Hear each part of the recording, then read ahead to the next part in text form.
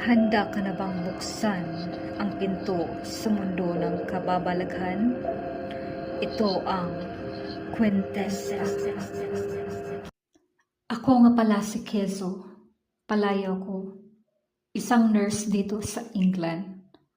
Ibinahagi ko lang ang kwento ko tungkol sa isang ospital dito kung saan ako kasalukuyang nagtatrabaho. Ipinamana ni Reyna Elizabeth sa bayan ang ospital na ito. Kaya mahaba-haba ang kasaysayan nito.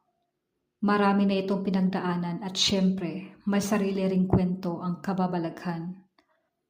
Hindi ito pangkaraniwang ospital. Para siyang isang mansyon na may estilong Victorian. Ospital ito sa dahilang may mga pasilidad para sa medical na pangangalaga. Isa rin itong hospice at rehabilitation center.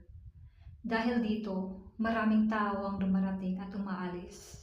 May ilan naman na nanatili sa hindi inaasahang paraan. Bago pa lang ako noon bilang nurse sa ospital, punong-puno ako ng sigla at tuwa sa trabaho. Hindi ko pa iniisip noon ang mga multo o kung ano pa mang kababalaghan. Basta ako, excited lang. Mas lalo akong na-excite sa long night shift ko. Halloween pa kasi noon at ang daming batang nag-trick or treat. May programa rin kasing inihanda.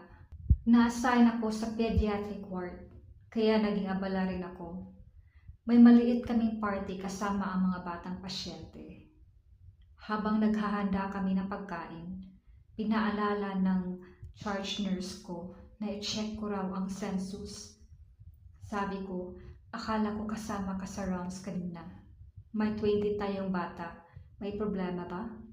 Sabi niya, oo, kasama ako. Pero parang may nadagdag. Sabi sa record, 22 raw ang mga bata. Hindi pa kasi sumasagi sa isip ko noon ang tungkol sa kababalaghan. Kaya sagot ko, imposible. Kailangan dumaan sa atin bago mai-confirm ang admission. Pero medyo nataranta na si charge nurse. 22 daw talaga ang bilang niya. Sabi ko, sige, mamaya na natin problemahin yan. Balik kami sa party. Nang oras na ng hapunan, may kumalabit sa akin na bata. Sabi niya, Miss, may natira pa bang pagkain? May batang babae sa labas na nakasilip sa pintuan. Baka nagugutom siya. Paglingon ko, wala namang tao roon. Kaya sabi ko sa bata, wala namang tao